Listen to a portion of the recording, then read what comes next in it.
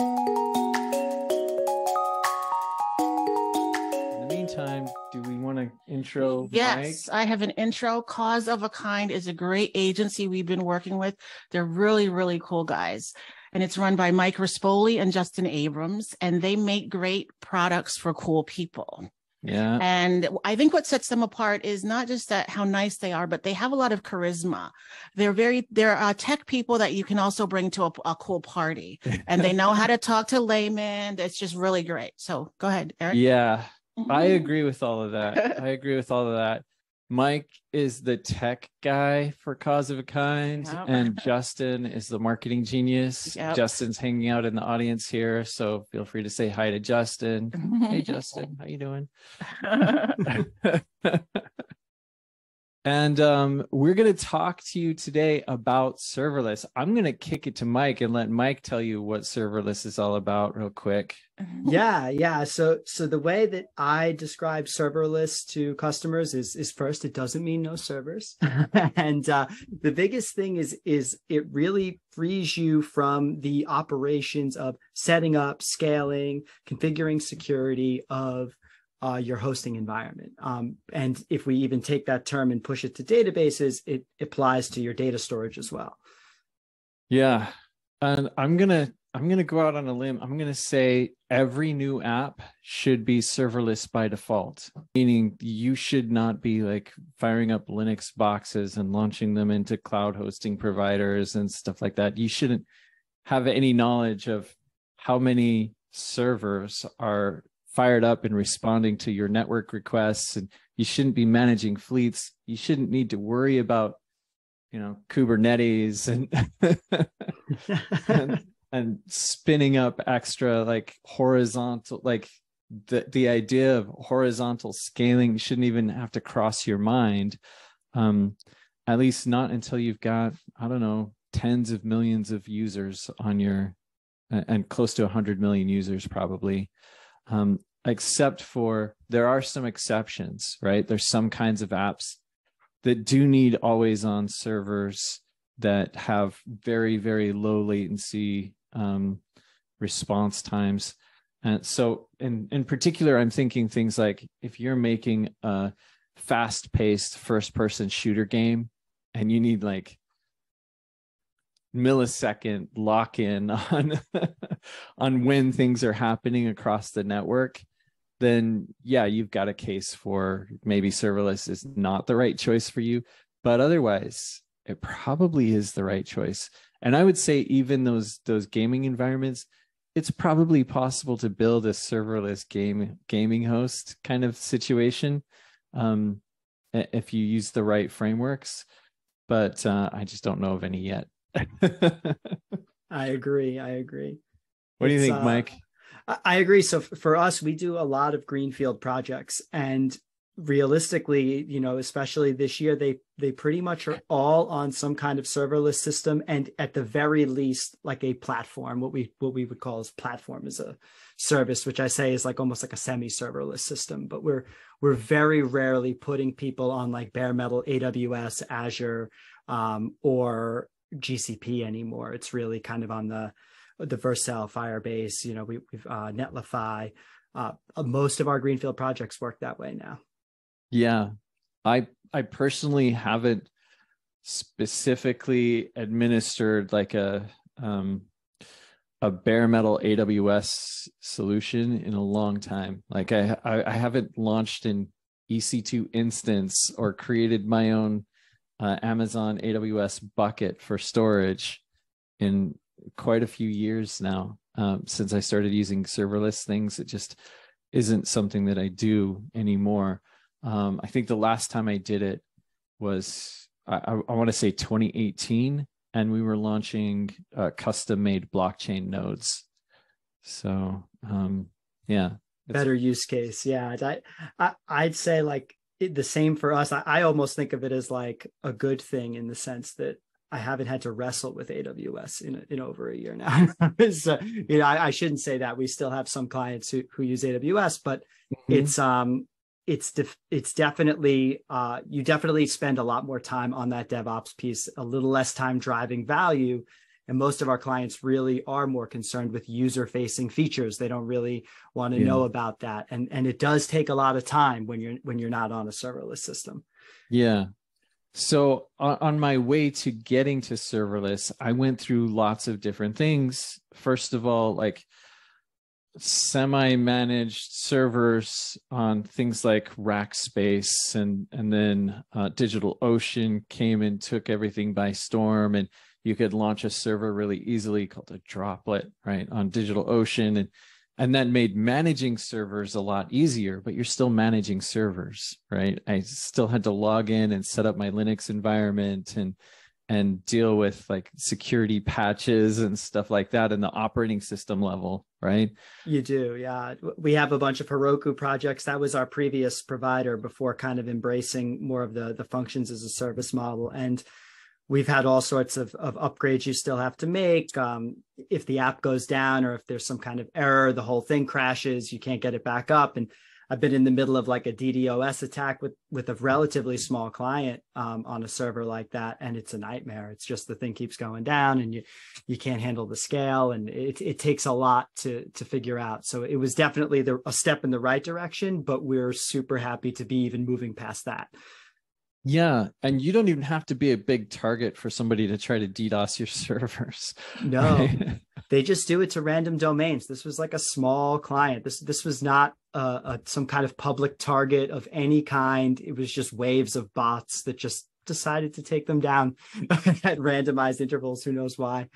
Yeah, I've had a lot of DDoS attacks happen on servers that I was running.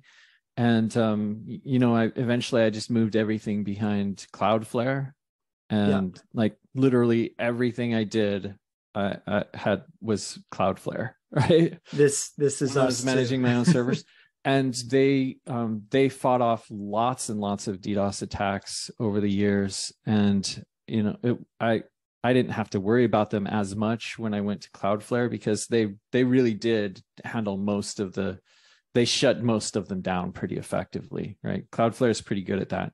Yeah. But it was still a thing, it's still something that I had to worry about. I would get alerts once in a while saying, hey, your servers are under attack, Yeah. Cloudflare would capture most of it. That's like the first line of defense, but it is still a battle, because when there's a lot of traffic and they get around all the IP filters and stuff, but it can be brutal.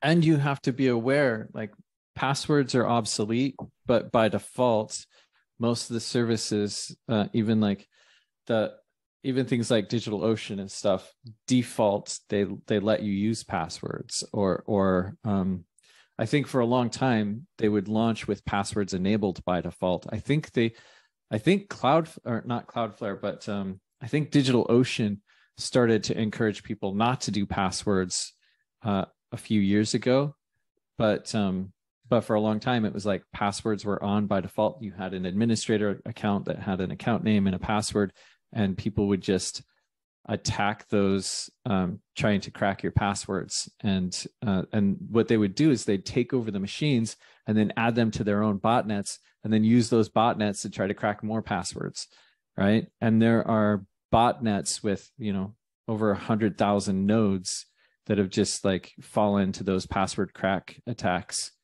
And what they do once they break in is they try to find all of your user databases, and they try to find your passwords, your password databases. So if you've got user authentication and stuff like that, they're looking for things like that. They're looking for things like customer credit card numbers and stuff like that. If you're unwise enough to try to store your credit card numbers unencrypted in your own database, don't do that either, right? Yeah. Mike, what do you do instead of customer credit card numbers in the databases? Oh, well, we're big fans of Stripe here. That's pretty much our go-to. If not Stripe, it would be some other payment provider service, because they handle all that security for you. And then on the database level, we've embraced Fauna, which is the serverless database, and it's encrypted at rest by default. So I don't have to deal with setting up Postgres, making sure the encryption is right, double checking all, Fauna comes with all that security baked in. So when you combine Stripe with Fauna, you get that great security out of the box without having to worry, is this happening? Is my database backed up? And who stole what and all that good stuff. Yeah, I'm with you on Fauna. I used to use, I've embraced serverless several years ago, and we were using Firebase for our serverless database until I heard about Fauna, and then I checked that out, and I realized they have GraphQL support, which is really great. One of the downsides to serverless is vendor lock-in, right? Because you become dependent on these serverless services, these upstream vendors. And what if they shut down? What if they go out of business? What if they get acquired and the new company has a competitive offering and they want to just pick one or something like that, right? So that's the risk with serverless, is that you're leaning on other people's solutions rather than growing your own and having control over it, right? One thing that I love about Fauna is that it supports GraphQL, and GraphQL is an open standard. So if I write all my queries against GraphQL instead of Fauna query language, FQL, right, then all I have to do to swap things out is make my own GraphQL resolvers on a back end going to literally any data service I want, right? Exactly. The GraphQL standard is pretty amazing for that. And I think even more databases are embracing that, because I think Hasura is like that now too, where it's Postgres under the hood, managed. They're dealing with connection pooling for you, encryption, all the things that happen in a Lambda environment, but you get the GraphQL interface. So it's definitely alleviates those concerns of vendor lock-in. Although when a database gets large enough, you tend to be pretty locked in anyway. It tends to be quite a chore to move a giant Postgres database to like another vendor. Migrating your data can be intense if you have a lot of users. And, sometimes we do have quite a few users. The thing I love about the newer serverless databases too, Fauna in particular versus Firebase, is they have a great document relational model. So a lot of your mental model from pre-serverless and kind of organizing your database with relationships is a little bit more straightforward, because even though Fauna's NoSQL, you still can leverage that architectural paradigm. But with Firebase, I think it can be tougher. You have to be a little more aware of like relationships, although I think Firebase and Mongo have both kind of embraced kind of that style too now. Yeah. I really like with Fauna, I like that my queries can be very specific. They can be anything that I want, and I can like literally write functions in the Fauna database to do just about anything, any kind of selection that I want to do. That's a little bit harder with Firebase, right? Firebase, it can be difficult to make really specific queries. That's one of the reasons that I prefer Fauna, is that there's so much more freedom. I would say Firebase was probably a little bit easier to get started with, but then you're on Firebase and then you realize it's hard to select by very specific criteria, right?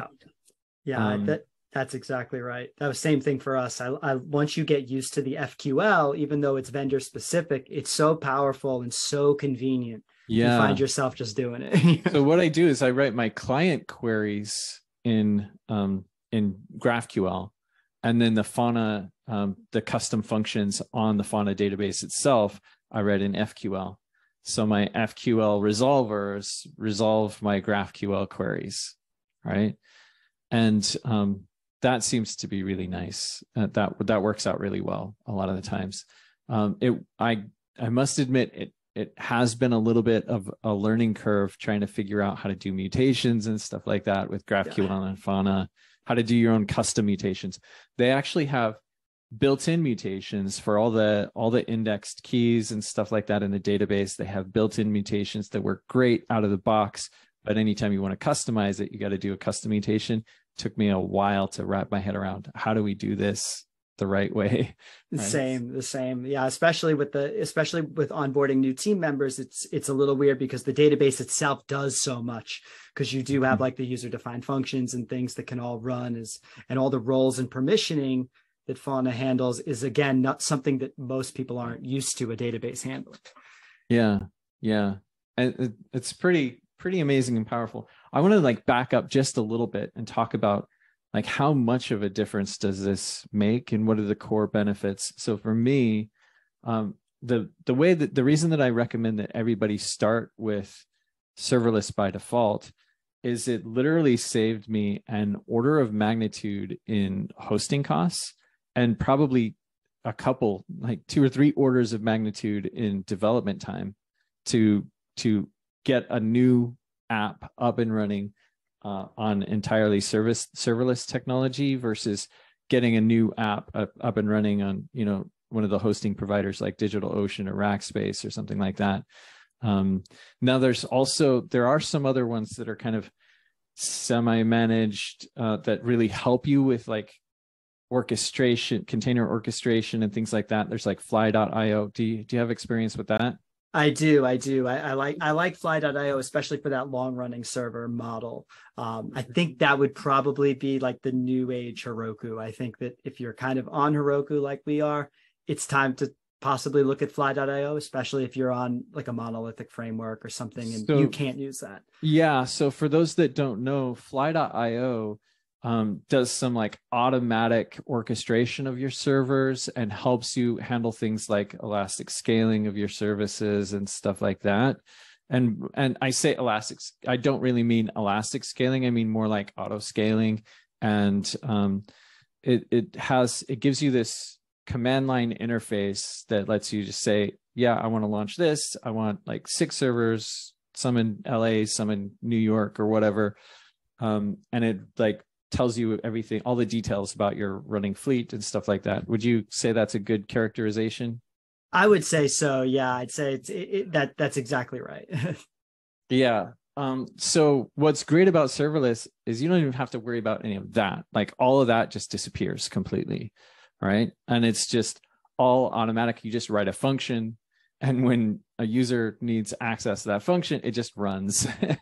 And you don't have to worry about scaling or where it's running or anything like that. And in fact, like Vercel has recently launched a new thing called edge functions, which is, we should talk about this a little bit. What is edge? What is CDN? You want to explain that a little bit? Yeah. So the way that I explain it to our clients is I think of like the CDN is almost like the initial edge is kind of the evolution of CDN. So if you think about your CDN as your serverless functions, these functions are deployed all over the world in regions, and it does try and find the closest node to you. Edge is even more fine-grained than that. It's almost like the connections between those nodes can now run code. So at an even lighter weight runtime. So it's even closer to the user. So great for like Internet of Things. And one of the vendors we've seen was called like EdgeX, and they deploy WASM to the edge to run even faster. So it's very interesting what people are doing with edge functions. Yeah. So with the edge functions, they have this slimmed down WASM runtime. WASM is WebAssembly, right? And WebAssembly, it was added to the browser and JavaScript and the JavaScript engines as kind of like the native compile target for the web. So WASM and JavaScript share the same bindings at a low level, right? Meaning there's one runtime and it's WASM, right? Yeah. There aren't like 2 runtimes. There's no like JavaScript and WASM. It's not like it's running like a JavaScript and a JVM like the old browsers used to do, right? Yeah. So it's not Java virtual machine and JavaScript. It's just one runtime bundle, which is really good because that means that it's lightweight, and everything that JavaScript has access to, WASM also has access to, in terms of like low-level access to APIs and things like that, because they share all the same bindings, right? But what that means is you can create these literally WASM compiled things, send them to your edge runtime, and WASM, the great thing about WASM is very low level, which means it can be extremely well optimized and super, super fast. So you can compile WASM stuff and run it on the edge runtimes. You can also run any JavaScript on the edge runtimes, except it's the runtime environment at the edge is smaller. It's a slimmed down version. So you don't have access to everything that you would have access to in like vanilla Node, for instance, right? So there's some things that you'd have to do without if you're running your edge functions, but the advantage of the edge functions is that they're distributed over the same content delivery network, right? The same kind of content delivery network that's the CDN, right? That we used to distribute our only static assets to, right? We used to like have our stuff compiled to static assets, and then we would distribute it to CDNs. And that would mean that the stuff that's all static, like images and HTML and CSS and our JavaScript bundles and all that stuff, that would all live out there on the edge in the CDN universe. And then when a user requests access to your app, it would look at the CDN, the servers closest to that user to minimize the latency, the round trip time from the user to the server and back to the user again. And that can be way shorter than, say, your user is in Australia and your server is in New York City. It literally has to travel halfway around the world and then halfway around the world again. So it's a full like world round trip, basically. It's funny because this plays a lot to like the apps that we tend to build, which are usually applications with some kind of a public facing component. Like we do a lot of marketplace type development. And when it comes to SEO and ranking, those pages, even though they're user driven, they do drive a lot of your traffic. They do provide rank for you, and speed is becoming huge, especially across these huge apps. So when you look at these serverless runtimes and building effectively, not as on the scale of social networks, but effectively marketplaces, you really do need that speed to kind of juice up your marketing, your SEO, and all the core web vital stuff that comes in. Yeah, I want to talk about speed a little bit. There's this thing called Lighthouse that's built into Chrome browsers, right? And Lighthouse gives you basically a score on like how fast your app is loading. And that load time is super important because load time has a lot to do with something called a bounce rate, right? The bounce rate is how many people land on your page, but then bail before it's finished loading because it's taking too long to load, right? Or they land on your page and it's ugly and they bounce before, right? They bounce very quickly, right? So those are the two things that affect bounce rate. They're either like, oh no, what did I just fall into? And they're bail, or they just get impatient waiting, right? Every millisecond after 1 second, you're bleeding users to bounce rate, right? So what's really interesting about serverless things like Next.js, right, is Next.js automatically creates these hyper optimized deployments and bundles, and they do all the caching and everything, all that magic to distribute to CDN and static optimize everything that can possibly be static optimized, because static is always going to be faster than dynamic, right? Static is just the fastest delivery possible. It just means there's no work to do. It just sends the stuff from memory to the client as quickly as possible. And these are usually in-memory SSDs, or that's like super, super fast response times to like, so the read access is very, very hyper optimized. So there's no compute to wait for. It just reads, it just goes from storage to the network as fast as possible.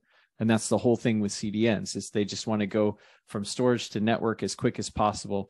And there's typically with most CDN servers for storage CDNs, right? Not cloud function CDNs, but for storage CDNs, everything about those machines is hyper optimized to just deliver straight from memory to the network as quickly as possible. And you're never going to beat that performance with dynamic content, right? You can't. We basically use Next.js for almost everything, especially e-commerce. And we're comfortable guaranteeing people over 90 Lighthouse scores. And like, that's something I could never do before as an agency, but we now can do that because of Next.js and Vercel and the tooling around generating large volumes of static pages, which used to be a big impediment. In fact, sometimes the site's so fast, you're not even sure the product page changed. You're like, wait a minute, like, did I even make a change here? Did something happen? and so you almost need to introduce a delay. Yeah, the load times are just extremely fast right out of the box. But what's crazy about this is like, I once spent, so I was working on something for the Wall Street Journal, the Wall Street Journal's WorldStream product, which was crowdsourced video. And you can imagine like a page that's just full of dozens and dozens of crowdsourced videos would probably take a long time to load. And it did. So on mobile connections, it took over 20 seconds for the page to load.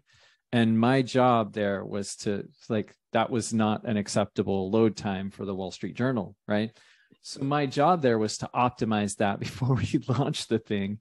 And we spent weeks optimizing everything we possibly could. I manually optimized the bundle. I wrote a custom framework just so that I could control the load time, what part of the script loads first and which other parts of the script we can delay until later. So I specifically, I manually wrote a framework that lets you optimize for page load times. So this was before React came out and before Next.js and all that stuff. I would manually separate things out into separate files, kind of like tree shaking, but done by humans instead of compilers, right?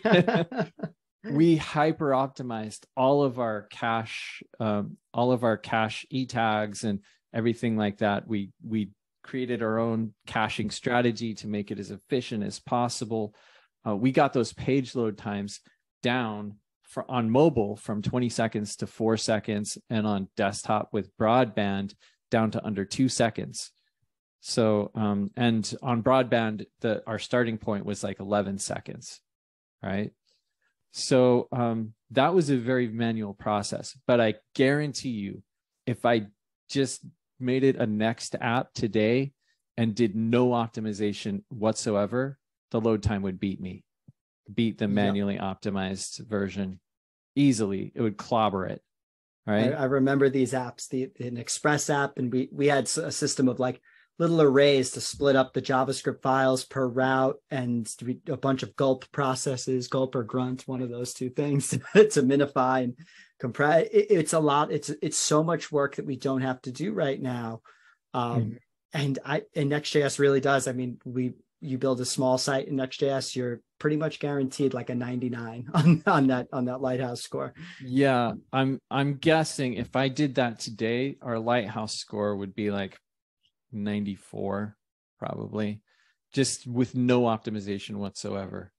Yeah, I'm just guessing, but I'm guessing like based on experience, right? Because I have built other video content heavy sites using Next.js, right? Elliott.js is just a site full of videos, right? Our Lighthouse score is like 96, and we did zero optimization. No engineer spent time optimizing that site, It's pretty amazing.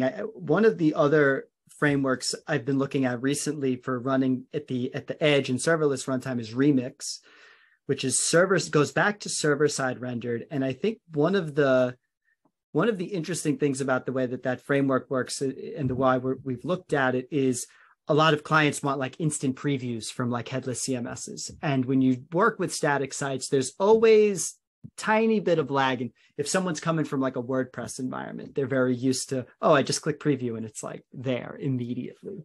And I think that one of the things that Edge introduces as well is the idea that you could server render on the fly pretty quickly. And then going back to Next.js, I love the incremental static, which was pretty huge, because realistically before, when we were doing original Jamstack, there were some good like 5-minute build times that content editors would get very frustrated by this. Even though if you have thousands of pages and they're like part of your build system, it's going to take a while, right? Incremental static generation, for those that don't know, basically if you've got a bunch of user generated content or like a blog with a bunch of articles or something like that, what incremental generation does is it doesn't generate everything ahead of time at build time. Instead, it generates them on the fly as they're requested. And then once they're generated, it basically caches those in the CDN just as if it had been pre-built. So you get the benefit of these fast build times, but also the benefits of the static site optimizations. And you can set a revalidation period. So it will revalidate and rebuild pages when they change. So that's kind of cool as well. We use that very heavily. Yeah, that's pretty much what we do. Like preview environments are set up in that way that they revalidate almost instantly. And then the actual production side has the static build and longer incremental static wait times. So I've been kind of like pushing this conversation a little bit, but I know you've got like a bunch of things that you wanted to talk about. You want to dig into some of those? Yeah. I'd love to talk about, we talked about a little bit about when Lambda, so what's the difference between like the idea of functions as a service? When are they not a good idea? We kind of talked a little bit about gaming. And I think that one of the things, early on for us that we ran into was there was even some smaller things like long running processes. We had cron jobs were a little difficult early on. But now serverless kind of handles all of this stuff, right? There's a lot of really cool tools around that. But what else would you say is just when you wouldn't go in a web application sense? Is there any other situation? So the main thing that I would probably do is I would push back against the idea that there are just like bucket things that don't work with serverless. Like if you have something that you think doesn't work with serverless, there's probably a solution to it that is serverless, and it's going to save you a lot of time and energy. So my initial pushback is like, if you think your thing isn't a candidate for serverless, turn it around and ask yourself, how could I do this with serverless, right? So for example, one of the things that a lot of people talk about is, oh, I want an event bus. And of course, my event bus needs to be on its own server and it needs to be always on and responsive, right? But FaunaDB supports event subscriptions. Right? Event streaming is built into FaunaDB. So if you want an event bus, just, make an events table in your FaunaDB and subscribe to them, or even better, like build that into your data model and just subscribe to queries in your data model in FaunaDB. So there's a lot of things like you can do like a Google Docs collaborative thing using FaunaDB as your event bus. Right. I would say one of the mistakes I made early on using Lambdas is I was using kind of an event emitter pattern where I would have a function open up and I'd send an event to like a send grid to the event bus. And because I didn't await it, it would get killed some of the times in mid flight. And I think this kind of cues into one of the questions about retries and failures.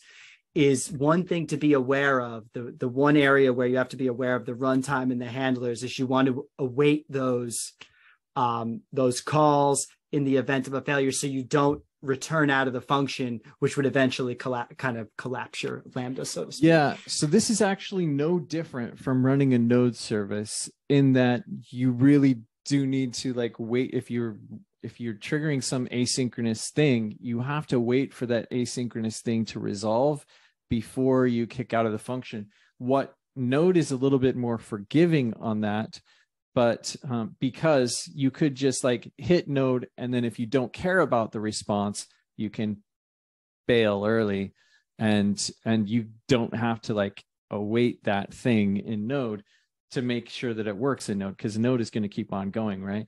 But if you do that in like in a cloud function, what's going to happen is that function it's going to like kick off its asynchronous event, and then if you're not awaiting, it's going to shut down the function, right?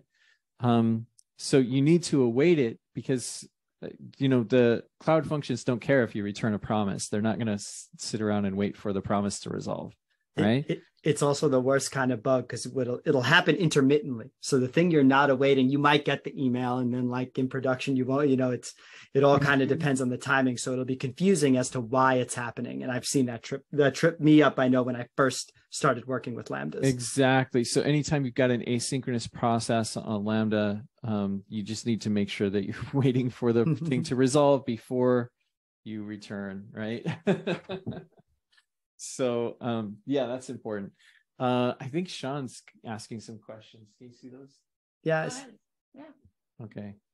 So retries and failures with Lambdas, retries and failures are the same kind of situation as with anything else. You just have to wait for a response and wait for timeouts and stuff like that. And if the thing bails, you just retry and then just don't resolve your master promise, the main promise, until you've got your resolution, right? Do you have task queues as a part of that? You can build a task queue on top of FaunaDB, right? You can, so a lot of the task queue systems, they're like, I have a job that needs to be done, and you put a job out there, right? And then some other worker process is looking at those jobs, subscribed to those jobs, and looking at, okay, I'm going to take this next job, I'm going to mark it as I'm in progress, and then like put a timer on it or something like that. So you can write this job management stuff on top of a subscription database like Fauna. Alternatively, there are dedicated task queue things that are custom purpose built for specifically that thing. And those are all cloud services. So, so you can use, services like Amazon's SQS and stuff like that for running task queues. There's a lot of different serverless solutions to task queues. And I'm going to encourage you to use something like that that's pre-made, or use event subscriptions in FaunaDB, because rolling your own task queue system from scratch and running it on your own long-running servers, this was a nightmare for us. We did exactly that when we were building the Wall Street Journal World Stream. We did exactly that. We had our own custom task queue, and managing the custom task queue, and it very often like went off the rails, and we had to rerun the tasks and retry the system, and so it was like constantly crashing, and we'd have to like bump the instances and stuff. It was a manual monitoring process that we had to be on call for, right? And the reason for that is because task queues are complex things. Anything that's asynchronous orchestration of lots and lots of different events is going to be a complex problem. And I guarantee if you don't have people dedicated to solving that kind of problem with experience doing it at scale, you're going to mess it up. So just, use an out-of-the-box serverless system to do it. The other thing is, those are the kind of systems that keep PagerDuty very high up there, and they keep they keep PagerDuty in business, right?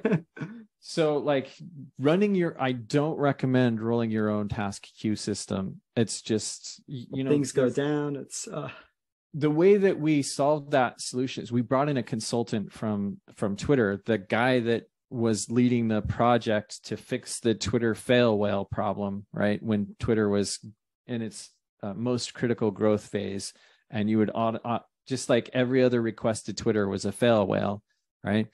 The guy that went and built the new system to manage that stuff helped us with our task queue system, and it was like just weeks and weeks of architecture discussions, and lots of the best engineers in the world putting their heads together to try to solve this problem at scale. And it was not an easy thing. It was a very expensive process. It probably cost us, between all the engineers who worked on it, probably cost us close to $1 million to fix it, right? So just use an off-the-shelf solution if you can. I'd love to mention Serverless Cloud, which is now renamed as of like yesterday. I got an email, but they actually have a pretty good bundle. So if you're looking to get into it, you've heard we've mentioned Fauna, Hasura, Vercel, Netlify, Fly, right? Serverless Cloud built a really good abstraction where you get the database, which is based in DynamoDB, but they kind of do the setup for you, and it's just as easy as consuming a node package. They can do events, task queues, cron jobs, all the stuff that you'd be looking to do in your traditional, more traditional server environment. And it's all bundled into one and consumable as a node package. So it's very, very familiar. And I would recommend people look at that. And we're looking at that package as well, because it's really nice to just have everything under one roof for a client potentially as well. Yeah.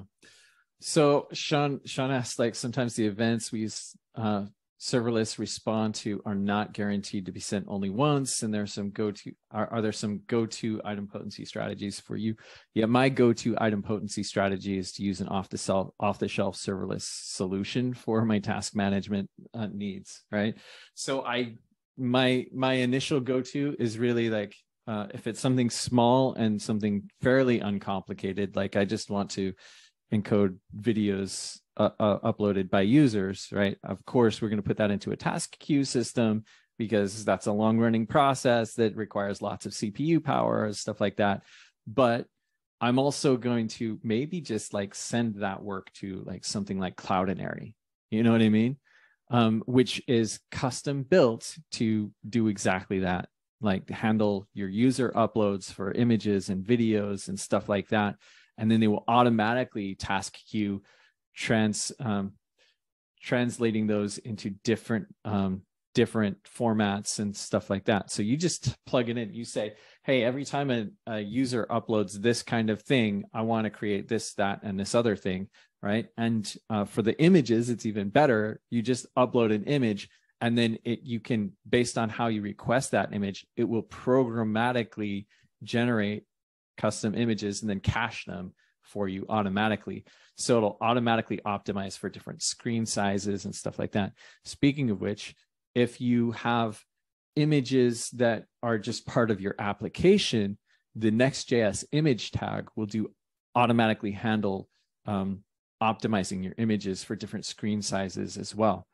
So you get all of that stuff kind of built into these serverless solutions, and then you don't have to roll those things on your own. And back when I was doing the Wall Street Journal World Stream thing, we had engineers who were dedicated to, like, all they did all day long was doing like video transcoding and stuff. and these guys were expensive specialists, you know, versus I go to Cloudinary, I pay this usage-based fee, and I don't have to pay some specialized developer $195,000 a year so they can do my image optimization and my video optimization for me. You know what I mean? So like we went from, just to give you an idea of the scale of how much serverless can save you, we probably spent over $1 million doing the container orchestration, like all the automations for CI/CD and everything like that for Adobe Creative Cloud. Probably spent well over $1 million on that. I get all that stuff for free out of the box every time I create a Next.js app. And, you know, we had one of the best DevOps teams in the world at Adobe, right? But with Next.js, you get the best DevOps team in the world, constantly optimizing and upgrading your stack. And you, instead of paying them salaries, they save you money. You know what I mean? This is great, because it also leads into the next question, though, especially running a business where we host a lot of client apps, is how do you estimate pricing for serverless? So like you look at the pricing tables on AWS or, you know, on Vercel, it's always like fractions of a penny per request. And how do we go to estimate? You know, in the previous world, it was arguably a little bit easier. You sort of paid for a size machine, so it was like a flat rate. And now we sort of think about, if a client asks us, well, how much is this going to cost me if we go serverless? What's sort of your go-to answer there? My go-to answer there is, don't expose hosting costs to your client if you're an agency, because the hosting costs with serverless are so low, right, that you don't even need to include it as a line item in your billing. And so just to give you an idea of how much lower the hosting costs are with serverless, when we launched Dev Anywhere, we were spending $1,000 a month on hosting for Dev Anywhere, because I'd release a blog post, we'd get this flood of traffic that would just overwhelm the servers. So we had literally more than 10 times as many servers as we needed just to handle the traffic spikes, right? So when we went serverless, we went from $1,000 a month to under $100 a month. just overnight. Boom. It's wild to think about, because us leveraging Vercel and Fauna, we pay for their team accounts. And you're right, effectively, we've never gotten a real bill other than the flat rate that they charge for the size of our team, or, in there. And so then you can actually just bake that into your regular operating costs instead of trying to set up some kind of a cap in a contract saying like, oh, if you exceed this much usage, it makes things a lot easier. But we didn't arrive at that conclusion super quickly. It really took some experience with it before we were like, oh, wow, this really doesn't end up costing you anything. Like it really is as good as it's written on the tin. Yeah, it's effectively free, right? Going to serverless is effectively free until you reach scale, right? So for startups, serverless is basically a free thing, right? It's almost free.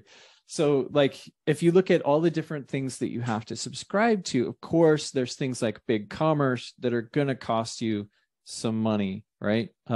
So you've got BigCommerce subscriptions. You've got, what's the other one? The other big Shopify, right? I think one of those is like $2,000. I don't remember which one's billing applies to which, but one of those is like $2,000 a month for the premium offering, right? Just as like you pay this flat $2,000 a month fee and you get access to all these pro services for your Shopify Plus. I think that's the one that's $2,000 a month, right? That's the one. Yeah, that's the expensive one. Yeah. Just like, if you have clients who are just starting out, that might be a little bit expensive, right?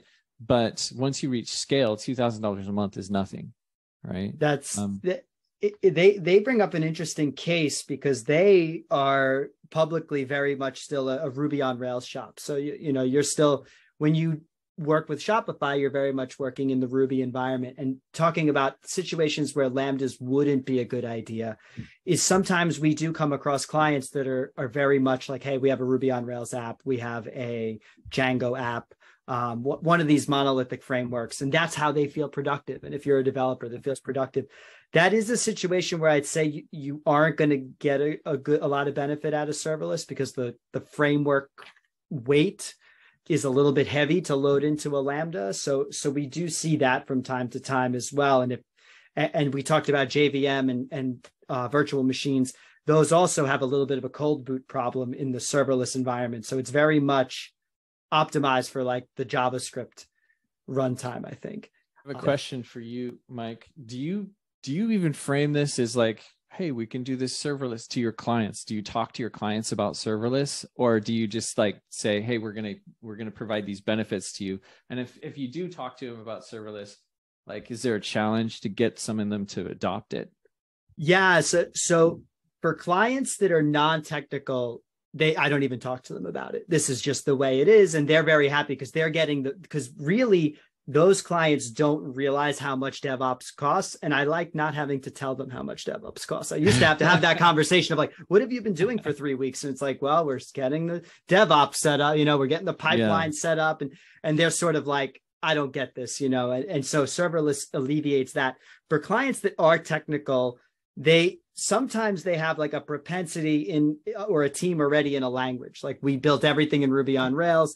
At which point I do try to introduce the serverless benefits, but a lot of people are very much, they've been writing their framework for a very long time, and they have a good reason for it. And that's, in that case, I wouldn't push, but I would go for platform as a service, before going like bare metal AWS. I'd say for something like a Ruby on Rails or an Elixir Phoenix, I would try and go on fly.io today. Yeah, push them to fly. Yeah. Exactly. And then we don't get a ton of we do get some Java requests, JVM type stuff. That's also not a candidate. But I do try and talk to people about the benefits now of using serverless, JavaScript runtime. And it seems more and more people are coming around to it. I think the other hard sell is possibly GraphQL. There's still a lot of people who are very a little confused by that paradigm as well, which has come along. I would say that customers who are locked in on a framework and a lot of big legacy app, they probably already have a lot of revenue, right? Which means they may actually benefit from rewriting their application on a framework that does work on serverless. So that's kind of a conversation you may want to have with the bigger clients who maybe they have a multi-million-dollar budget or something like that, and they can stomach an application rewrite. And you can break it off piece by piece usually, right? You can say, okay, we're going to replace this thing with this other service that is now serverless, right? That's a good methodology that you bring up. Like a lot of times we'll be brought in to replace a front end. We'll be building it on Next.js. And sometimes we'll allow that API they have that's maybe in Rails or an older system to continue to live, but we'll be gradually rebuilding in the API layer in Next.js. And it's almost very much like that strangler pattern where there's sort of this API that we've got roped off, and then we're building new endpoints very, very quickly to migrate them in pieces to serverless. So it's not like an all or nothing thing for them. Yeah.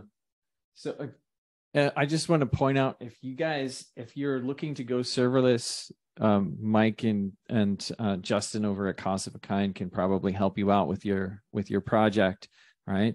Do we have some other things that you want to hit on before we wrap things up? Because we've got like 10 minutes. Does anybody have questions that they want answered? If you've got questions, drop them in the Q&A as soon as you can so that we can get to them. Come on, Mike, I know you have questions. I know you guys are not shy.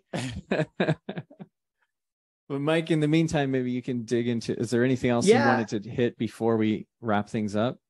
Yeah, one thing that I think people might be wondering is, how do I do CI/CD in serverless? So I've been doing Vercel, I deployed from the command line, but now I don't want all my developers deploying from the command line, so how do we handle that in this new world? Yeah. So it's really easy if you have something like GitHub that has a good integration with Vercel. You literally just turn it on and it automatically it hooks up your CI/CD for you, right?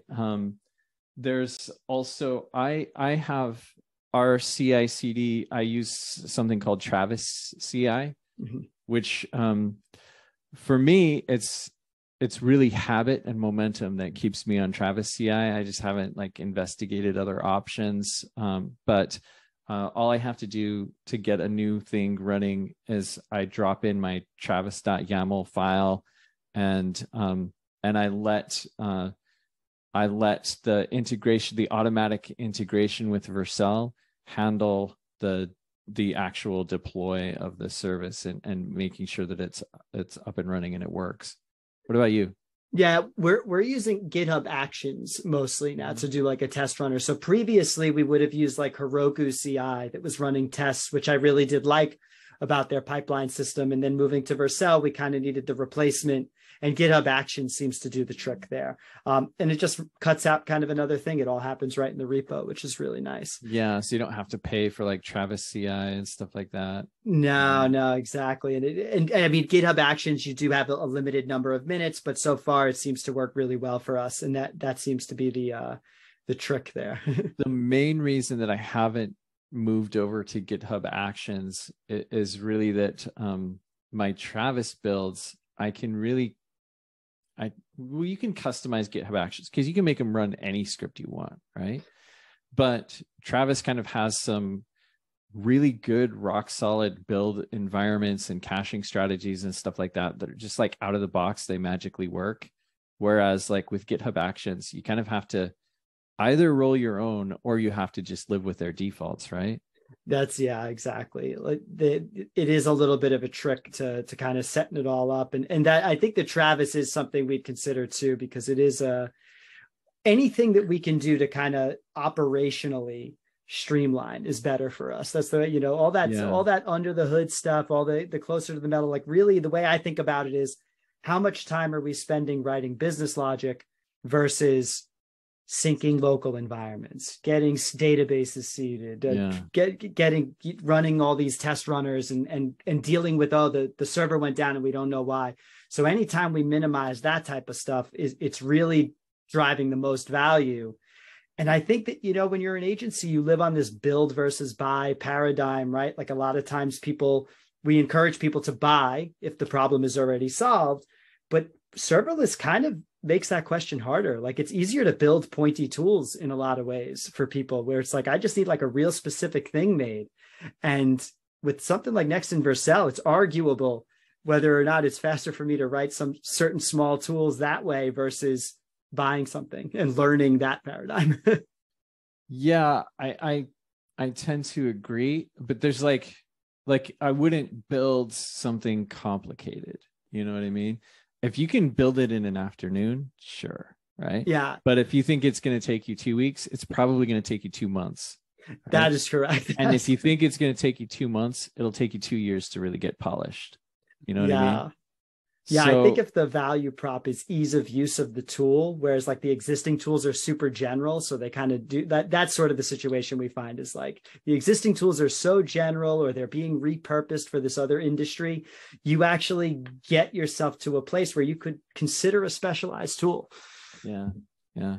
All right, Jesse, do you want to say anything before we wrap up? I just really appreciate everybody. Thank you so much for showing up. I do have a question if you want to respond in the chat. I really enjoy these events, and I'm curious if everyone else out there would like to see us do more of these. That's an interesting question. Yeah. So if you want to like, we got yes, more. That's great. And I guess can't stress enough, reach out to Cause of a Kind. Mike and Justin are great to work with. They have great personalities. Hey, if they've been putting up with us for months, then you know they must be good guys and they must have a lot of patience. They are super great guys. Yeah. And if I just needed some extra help and I didn't have the resources to bring on somebody full time to take care of it, I would definitely reach out to Cause of a Kind. Absolutely. So, and conversely, I would say Dev Anywhere has been wonderful for us. And we came in as a business, which I think is a little bit different kind of than a lot of people who are in Dev Anywhere. And Eric and JSC have helped us so much kind of optimize our agency, work on new processes and tools, because there's so much more. For me, I transitioned from engineer to agency owner, and there's such a big change in running the business that you just don't get exposed to when you're in the code all day, that you guys have been invaluable to helping us learn that end. That's great. That's great. Love to hear it. All right. Is there anything else? No, I think that is it. So we got lots of yeses. Yes, more, definitely. That's great. Thanks for showing up, everybody. We appreciate the support. Thanks, everyone. Justin, yes, for good measure. All right, guys. We'll talk to you later.